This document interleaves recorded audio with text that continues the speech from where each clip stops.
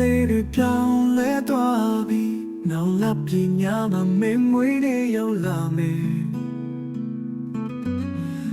တော်ဝါကနေဒီခုချိန်တီမင်းလမ်းကြောင်းတိုင်းကိုလိုက်မြင်ခြင်းနဲ့ဘယ်လိုစတောင်းပေးရမလဲ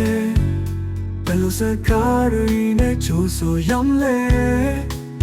ဒီလိုသားတဲ့မှာစီစနေမိတာချေရတဲ့ကောင်းမလေးလာပြေဝလို့လဲနေတဲ့ငယ်မင်းမွေးနေတဲ့ချစ်စထားတဲ့အေးအေးဆေးဆေးရှေ့ရှေ့ပြတဲ့